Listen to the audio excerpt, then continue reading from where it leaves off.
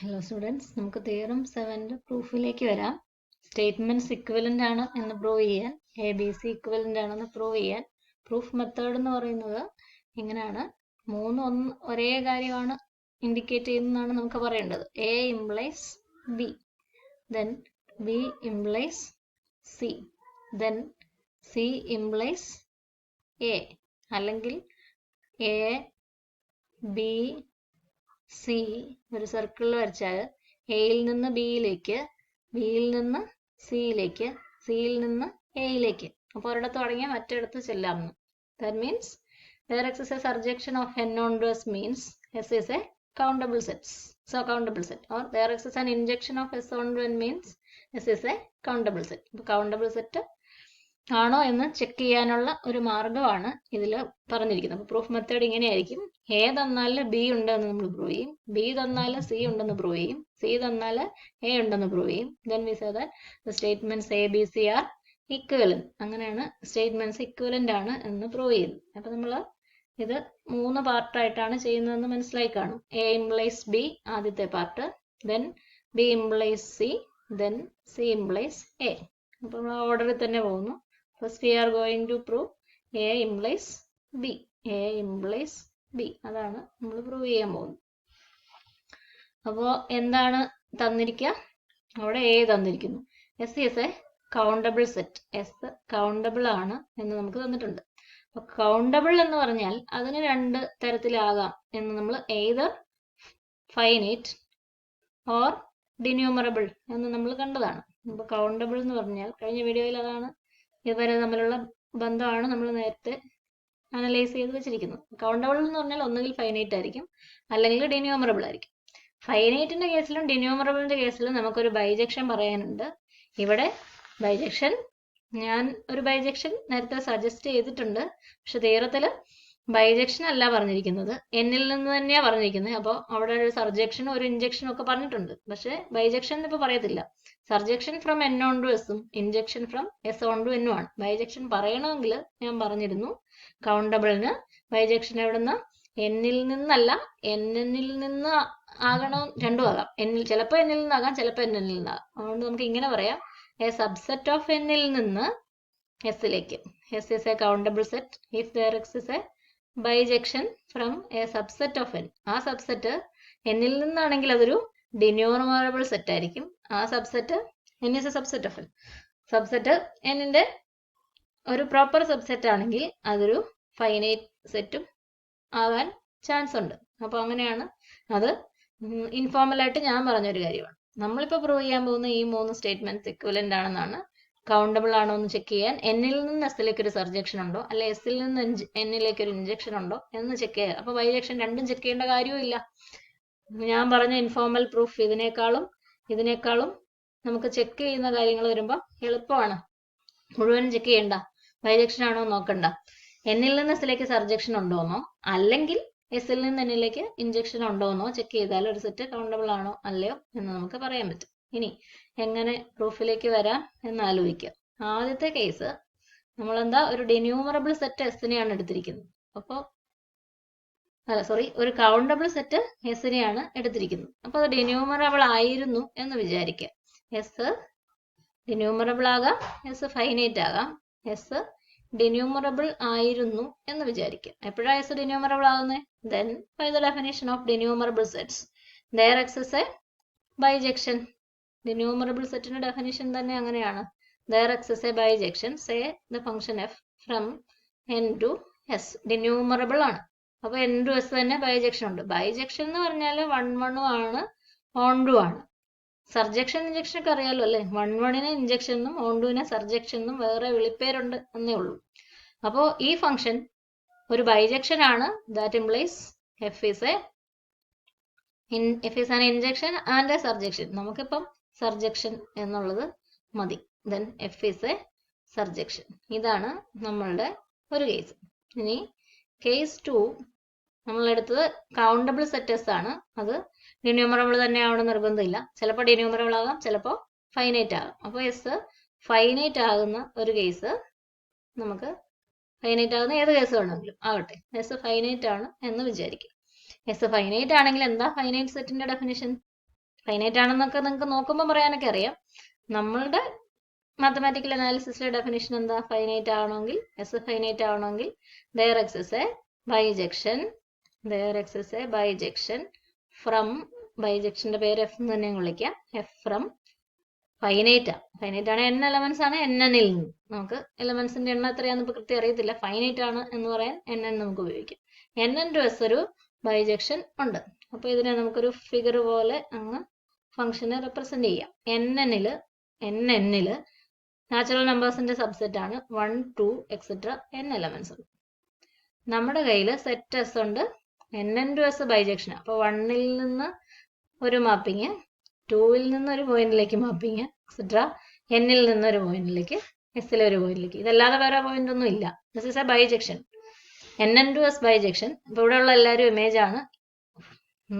Bijection എന്ന് പറയുമ്പോൾ function ആണ്, 1, 1 ആണ്. ഇവിടെയുള്ള എല്ലാവർക്കും ഇമേജ് ഉണ്ട്. ഒരാൾക്ക് 2 ഇമേജ് ഉണ്ടാകത്തില്ല. ഒരു സ്ഥലത്ത് ഒരാൾക്ക് 2 ഇമേജ് ഉണ്ടാകത്തില്ല. ഈ എസിലെ ഒരു പോയിന്റ് പോലും ഒന്നിൽ കൂടുതൽ പോയിന്റിന്റെ ഇമേജ് ആകത്തില്ല. 1, 1 on 1.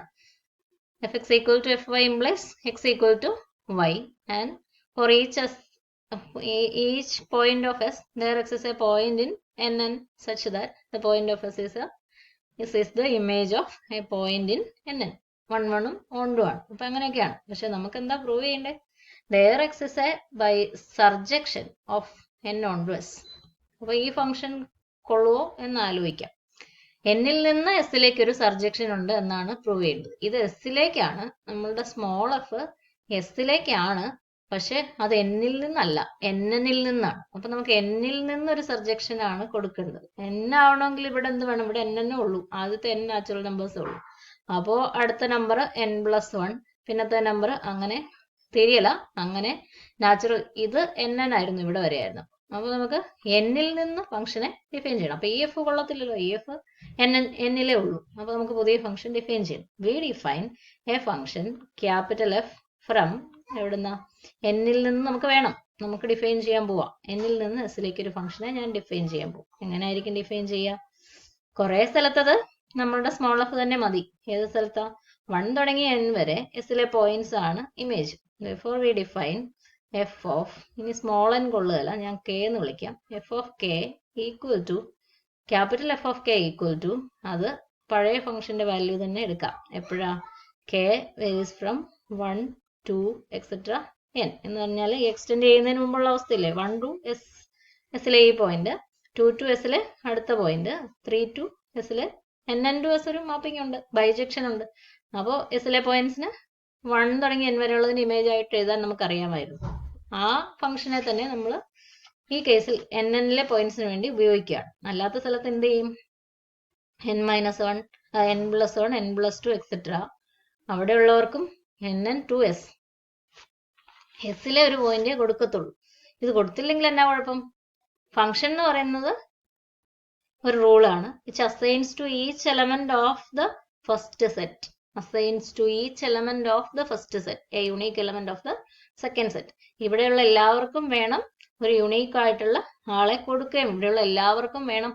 ഇത് ബൈജക്ഷൻ ആവണമെന്ന് നിർബന്ധമില്ല, പക്ഷെ ഇത് സർജക്ഷൻ ആകണമെങ്കിൽ ഇതൊരു ഫംഗ്ഷൻ ആവണം. ഫംഗ്ഷൻ ആണെങ്കിൽ ഇവിടെയുള്ള എല്ലാവർക്കും കൊടുക്കണം. അപ്പൊ ഇവിടെയുള്ള ബാക്കിയുള്ളവർക്ക് എന്ത് കൊടുക്കും? എസിന് പുറത്തൊരാളെ കൊടുക്കാൻ പറ്റത്തില്ല, പുതിയ ആളെ നമുക്ക് കൊണ്ടുവരത്തില്ല. അതിനെല്ലാം എസിലെ ആൾക്കാരെ മാത്രമേ നമുക്ക് കൊടുക്കത്തുള്ളൂ. അത് എസിലെ ആരെ വേണേലും കൊടുക്കാം. ഞാൻ ഇനിയുള്ള എല്ലാവർക്കും, നമുക്കൊരു ഡെഫിനിഷൻ അല്ലേ, ഇനിയുള്ള എല്ലാവർക്കും n+1-ന്, n+2-ന് എക്സെട്ര, ഇനി വരാൻ പോകുന്ന എല്ലാ പോയിന്റ്സിലും, ഇവിടെ ഒത്തിരി പോയിന്റ്സ് ഉണ്ട്, നാച്ചുറൽ നമ്പേഴ്സ് ആണ്. n കഴിഞ്ഞുള്ള എല്ലാ നാച്ചുറൽ നമ്പേഴ്സിനും ഇമേജ് കൊടുക്കാൻ ഉദ്ദേശിച്ചിരിക്കുന്നത് ഈ ലാസ്റ്റ് കിട്ടിയ ആളാണ്. ലാസ്റ്റ് കിട്ടിയ ആളെന്നാ? അത് n-ന്റെ ഇമേജ് ആയിരുന്നു, കണ്ടില്ലേ? f of n ആയിരുന്നു. അപ്പോൾ ബാക്കിയുള്ള സ്ഥലത്തെല്ലാം ഞാൻ അങ്ങനെ ഡെഫിനിഷൻ ഉണ്ടാക്കിയെടുക്കുന്നു. Equal to F of N എന്താണെന്ന് മനസ്സിലായല്ലോ? അത് എഫ് ഓഫ് എൻ വേണമെന്നില്ല, വേണമെങ്കിൽ അതിനെ എഫ് ഓഫ് 1 എന്നും വിളിക്കാം. ഈ എസിലെ ഒരു പോയിന്റ് ആവണമെന്നേ ഉള്ളൂ.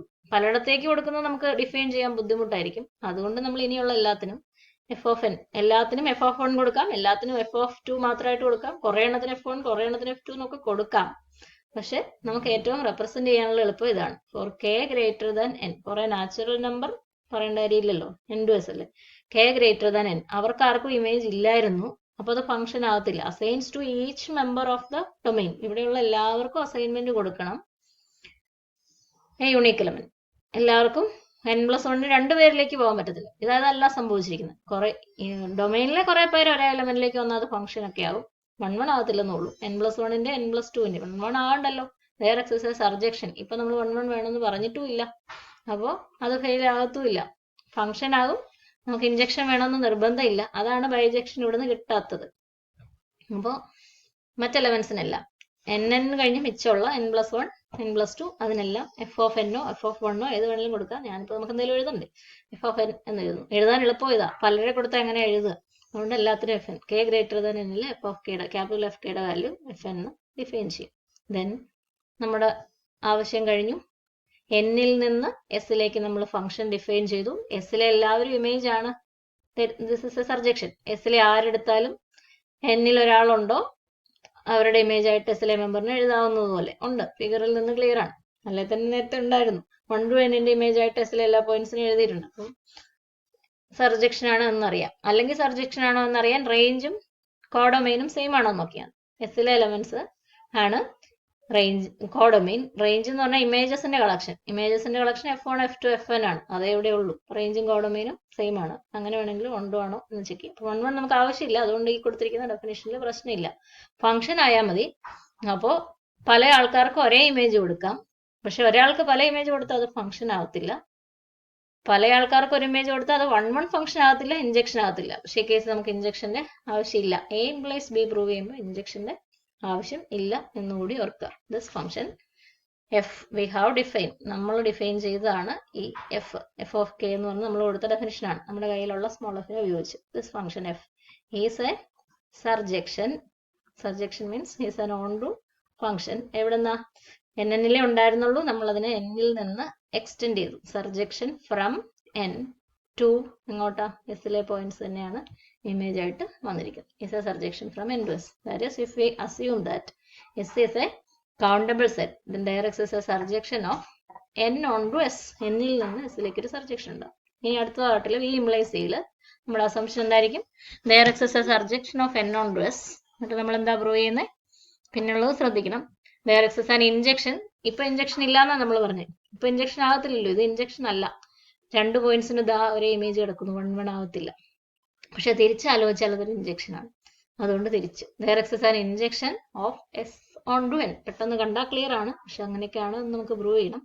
ഇത് n-ൽ നിന്ന് s-ലേക്ക് ഇഞ്ചക്ഷൻ ആവത്തില്ല, പക്ഷെ s-ൽ നിന്ന് ഈ കേസിൽ നമുക്ക് n-ലേക്ക് ഇഞ്ചക്ഷൻ ഡിഫൈൻ ചെയ്യാൻ, s-ൽ നിന്ന് n-ലേക്ക് ഇഞ്ചക്ഷൻ ഡിഫൈൻ ചെയ്യാൻ സാധിക്കും. അപ്പൊ ബൈജക്ഷൻ എന്നായില്ല, ഇതെല്ലാം ചേർത്താലും ബൈജക്ഷൻ ആയില്ല. ആദ്യത്തെ n to s-ഉം ഇത് s to n-ഉം ആണ്. അപ്പൊ n-ൽ നിന്ന് ബൈജക്ഷൻ എന്നായില്ല. പക്ഷെ ഞാൻ പറഞ്ഞു അത് സബ്സെറ്റ് ഓഫ് n-ൽ നിന്ന് s-ലേക്കുള്ള ഒരു ബൈജക്ഷനെ തരും, കൗണ്ടബിൾ സെറ്റ് ആണെങ്കിൽ. ഡിന്യൂമറബിൾ ആണെങ്കിൽ n-ൽ നിന്ന് s-ലേക്ക് തന്നെ ബൈജക്ഷൻ, അറിയത്തില്ലല്ലോ.